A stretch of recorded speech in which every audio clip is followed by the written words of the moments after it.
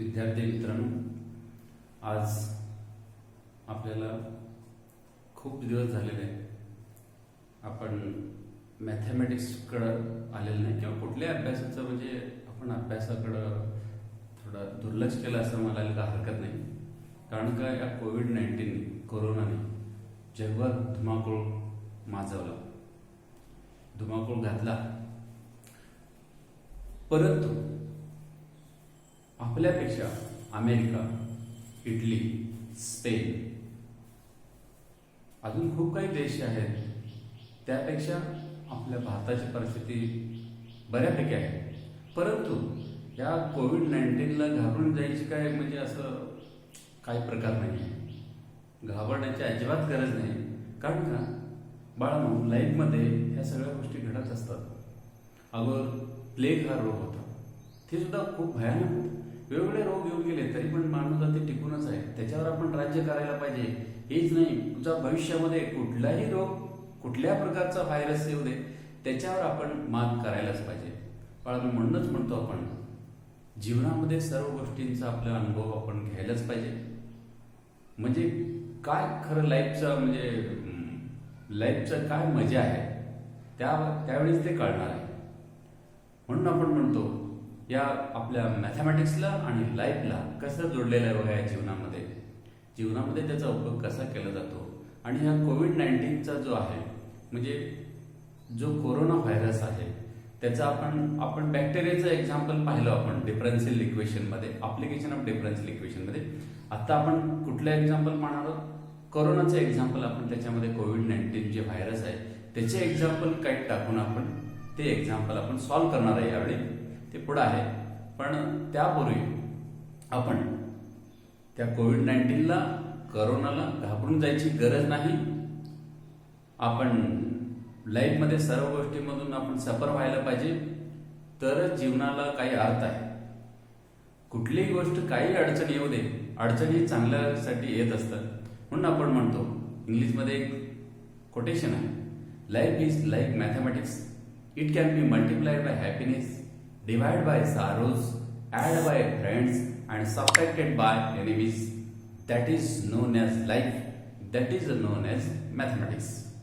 बाळांनो, हेच मी वाक्य मराठीमध्ये सांगणार आहे. I want to translate this sentence into good Marathi. बाळांनो, जीवन म्हणजे गणित आहे. त्याला सुखानं गुणावं, दुःखानं भागावं, मित्रांना मिळवावं आणि शत्रूंना वजा करावं म्हणजेच जीवन. आता आपण प्रत्यक्षात मॅथमॅटिक्स कडे वळणार आहोत. मॅथमॅटिक्समध्ये सेक्शन फर्स्ट, त्यातला मॅथमॅटिकल लॉजिक हा चॅप्टर फर्स्ट आहे. त्याला टोटली बोर्ड एक्झामला 8 मार्काला ते विचारतात. त्याचा आपण आज मॅथमॅटिकल लॉजिक बद्दल इंट्रोडक्शन मी तुम्हाला सांगणार आहे थोडक्यात. Logic is the science of art of reasoning. Logic is the word derived from Greek word logos. The problems can be solved with the help of logic is called as mathematical logic. लॉजिकच्या मदतीने जर बाळांनो आपण problem solve केलं तर त्याला mathematical logic म्हणतो, लक्षात ठेवा. आणि logic is the science of art of reasoning म्हणजे काय? लॉजिक म्हणजे सायन्स आहे, लक्षात ठेवा. जे सायन्स मध्ये प्रूव्ह करून दाखवतो तेच आपल्याला लॉजिक मध्ये प्रूव्ह करून दाखवावं लागतं. आणि तेच तुम्हाला इंट्रोडक्शन मी दिलेलं आहे थोडक्यात. आता स्टेटमेंट म्हणजे काय प्रत्यक्षात बघू आपण. बाळा, स्टेटमेंट म्हणजे काय हे बोर्ड एक्झामला 3 मार्काला म्हणजे 3 वाक्य विचारतात. 3 मार्काला विचारले लागतात. म्हणजे विचार केलं तसं नाही, पण ते एकदा बोर्डाला विचारलेलं आहे, मला ते सांगावं लागतं. म्हणजे त्याच्यातलं स्टेटमेंट म्हणजे काय ते आपण बघू. स्टेटमेंट कशाला म्हणायचा? An assertive sentence either true or false but not both is called as statement in logic. Logic म्हणजे काय सिंपल सांगतो मी मराठीमध्ये. एक तरी ते बाळांनो ते सेंटेन्स जे आहे सिंपल असायला पाहिजे, साधं वाक्य, एक तरी सत्य असायला पाहिजे, नाहीतर असत्य असायला पाहिजे. दोन्हीही असू नये त्याला लॉजिक मधला स्टेटमेंट म्हणायचं नाही. सत्य तर सत्य कसं प्रूव्ह करून दाखवता यायला पाहिजे, आणि असत्य म्हणजे असत्य कसं ते प्रूव्ह करून आपल्याला दाखवता यायला पाहिजे. एक एक्झाम्पल घेतो बाळांनो मी. पहिला एक्झाम्पल सांगतो मी तुम्हाला. Siddheshwar temple is in Solapur. It is statement in logic, it is a true statement. हे वाक्य सत्य आहे आणि ते लॉजिक मधलं स्टेटमेंट आहे. मी दुसरं वाक्य सांगतो. अ क्रो इज व्हाईट. कावळा पांढरा आहे. इट इज, हे सुद्धा लॉजिक मधलं स्टेटमेंट आहे. खरं असलं तरी लॉजिक मधलं स्टेटमेंट आणि खोटं असलं तरी लॉजिक मधलं स्टेटमेंट. खरं म्हणजे खरं कसं ते प्रूव्ह करता यायला पाहिजे आणि खोटं म्हणजे खोटं कसं ते प्रूव्ह करता यायला पाहिजे. A crow is white. It is statement in logic, it is a false statement. तिसरं वाक्य सांगतो.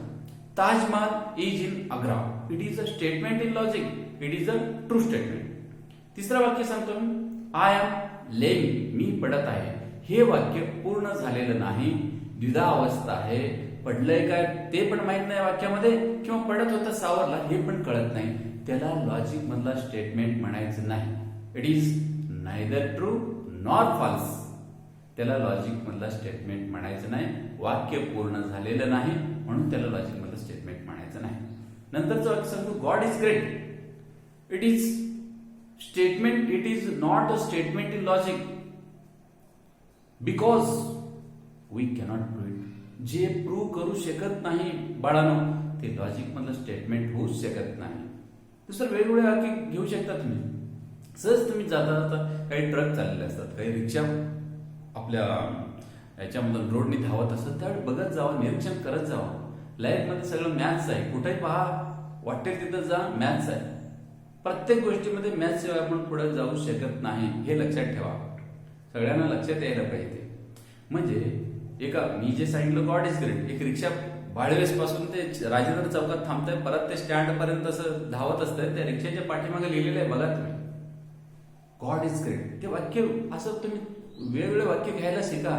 समाजामध्ये तुमचा इकडून तिकडे फिरल्यानंतर प्रवासामध्ये सुद्धा अभ्यास करायची तुमची काय पाहिजे, एक इंटरेस्ट पाहिजे. त्या पद्धतीने तुम्ही धावलं पाहिजे. दुसरं वाक्य असंही सांगू शकतो मी. बुरे नजरवाले. ट्रकच्या पाठीमागे जाताना आपण हायवेला वगैरे मोठमोठे ट्रक जात असतात, भरभरून माल भरून वगैरे घेऊन जात असतात. त्याच्या पाठीमागे बघा तिथे लिहिलेलं असतात बुरे नजर वाले तेरा मोह काला. हे वाक्य काय लॉजिक मधलं स्टेटमेंट आहे का? याला काय आधार आहे का? प्रूव्ह करू शकतो का? पण नाही. It is not the statement in logic because we cannot prove it. सिद्ध करू शकत नाही, ते लॉजिक मधलं स्टेटमेंट होऊ शकत नाही. तर वेगवेगळे वाक्य तुम्ही सांगू शकता. मी एक कुठली म्हणजे सगळं कोणाच तरी एका व्यक्तीचं नाव घेतलं तर मला तो काहीतरी मला जरा कोणतरी रागावतील, मला काहीतरी म्हणतील, शिव्या वगैरे देतील. म्हणून मी एक सरस्वतीचं नाव घेतो. Saraswati is a chief minister of Maharashtra म्हणलं. It is statement in logic but it is false statement. खरं खोटं आहे पण ते लॉजिक मधलं स्टेटमेंट आहे. खोटं असू दे खरं असू दे म्हणून ते लॉजिक मधलं स्टेटमेंटच आहे. याच्यावरून आपण हे सांगू शकतो. एक नोट पहिला मी सांगतो. Logic define simple sentence. Logic defines assertive म्हणजे सिंपल सेंटेन्स. दुसरं वाक्य logic cannot be defined. Interrogative sentence, exclamatory sentence आणि इम्पेरेटिव्ह सेंटेन्स हे तिन्ही डिफाईन करू शकत नाही. मग त्याचे आतापर्यंत मी मुद्दाम तुम्हाला सिंपल सेंटेन्स सांगितलं आणि जे प्रूव्ह करता येत नाही ते सेंटेन्स सांगितलं. आता मी प्रत्यक्षात पाहणार आहे. आपण काही एक्झाम्पल घेऊ. अजून एक मी म्हणजे 4 एक्झाम घेतो. साधं simple sentence, interrogative sentence, exclamatory आणि इम्पेरेटिव्ह सेंटेन्स तिन्ही एक एक एक्झाम्पल घेतो आणि प्रत्यक्षात तुम्हाला कळेल. म्हणजे मॅक्झिमम तुम्ही समजून घेतलेलंच आहात आता. त्याच्यातलं स्टेटमेंट म्हणजे काय, लॉजिक मधलं स्टेटमेंट कशाला म्हणायचे प्रत्यक्षात तुम्ही समजावून व्यवस्थित घेतलेला आहात. कारण का हे मला कल्पना करावं लागतं. कारण का तुमची कल्पना आमची कल्पना, तुमची कल्पना आमची कल्पना, या दोघांची कल्पना करणे हे चुकीची कल्पना आहे. हे माझ्या कल्पनेच्या कल्पनेवरून कल्पना करतो. आता बाळांनो काय करायचं बघा. प्रत्यक्षात आपल्याला एक सेंटेन्स घेतो. मी बोर्डाला विचारलंय ते मी सेंटेन्स घेतो.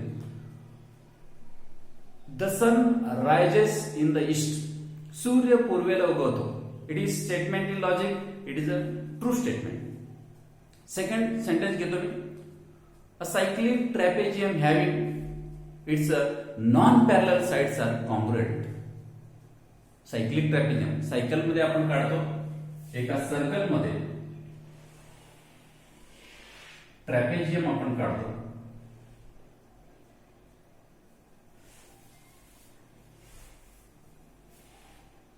वाक्य कसं आहे? A cyclic trapezium having its non parallel sides are congruent.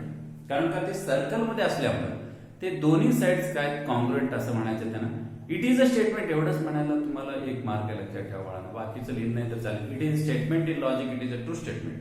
The sun rises in the east, it is statement in logic, it is a true statement. हे विचारलेलं पेपरला.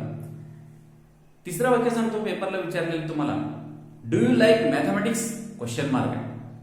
Do you like mathematics?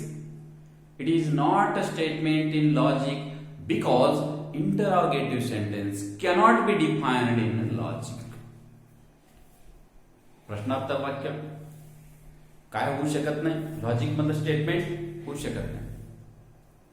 Who was Shivaji? Question mark. Logic मधलं it is not a statement in logic because interrogative sentence cannot be defined in logic. तिसरं वाक्य मी सांगतो, म्हणजे इंटरॉगेटिव्ह sentence. इंटरॉगेटिव्ह झाल्यानंतर एक्सक्लेमेटिव्ह सांगतो. What a beautiful sight it is. म्हणजे आपण कुठंतरी चांगलं एखादं स्थळ बघितलं आपण किंवा साईट बघितलं आपण, महाबळेश्वर वगैरे बघितल्यानंतर आपल्याला वाटतं हो what a beautiful sight it is. उद्गारवाचक चिन्ह आहे, एक्सक्लेमेटरीचं चिन्ह आहे. It is not the statement in logic because exclamatory sentence cannot be defined in logic. त्याच्यानंतरचं वाक्य सांगतो मी. हे तिन्ही पेपरला विचारलेलं वाक्य होते. आता नंतर एक्सक्लेमेटरीचं नाही, फक्त म्हणजे आता इंट्रोगेटिव्ह सांगितलं. डू यू लाईक मॅथमॅटिक्स पर्यंत 3 वाक्य विचारले होते. एक आहे the sun rises in the east, दुसरा आहे a cyclic trapezium having its a non parallel sides are congruent. तिसरा वाक्य होतं डू यू लाईक मॅथमॅटिक्स. तिन्ही वाक्य it is a statement, it is not statement. It is statement म्हणाले 1 mark, it is not statement म्हणाला 1 mark. असं त्यावेळी पेपरला विचारलं होतं, बोर्ड एक्झाम 12वी बोर्डला. मग आपण काय करणार आहे आता? शेवटचं वाक्य. Shut the door, shut the window. मग आता तिसरं वाक्य मी सांगू शकतो, हे इम्पेरेटिव्ह सेंटेन्स आहे. आणि दुसरं, मी तुमच्या घरी आलो बाळांनो, तुम्हाला मी विनंती केलो, please give me a glass of water. मगाच्या सेंटेन्स मध्ये काय होतं? Shut the door, shut the window. याच्यामध्ये ऑर्डर होता माझा. आता मी काय केलं, तुम्हाला 1 ग्लास पाणी मागितलं, please give me a glass of water. Order असू दे, रिक्वेस्ट असू दे, या लॉजिकला चालत नाही.